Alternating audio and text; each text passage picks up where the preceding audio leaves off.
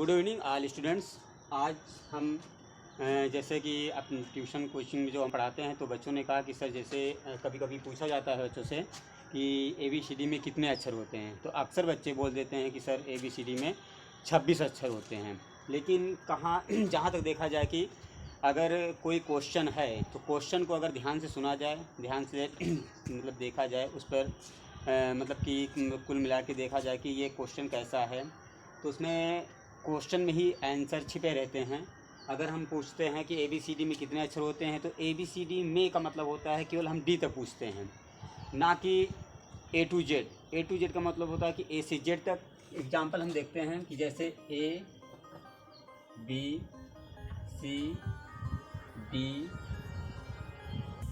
ABCD में total यानी कितने अक्षर होते हैं। तो ABCD में का मतलब होता है केवल हम ABCD यानी हम D तक बात करते हैं। अगर इसी को हम A to Z अगर कहें तो ये होता है 26। और A to Z का मतलब होता है A से Z तक। A से Z का मतलब होता है कि A से Z तक के बीच में जितने भी अक्षर आते हैं वो 26 होते हैं, और ABCD में मात्र ये 4 होते हैं। फिर हम देखते हैं कि जो वावेल होते हैं हमारे A, E, I, O, U, A, E, I, O, U, 1 2 3 4 ये 5 वावेल होते हैं। 5 वावेल जो होते हैं उसमें से हम जो कॉन्सोनेंट के 21 अक्षर होते हैं, अगर हम 5 इसमें माइनस कर दें तो ये बचता है 21, यानी कि 21 अक्षर बचते हैं।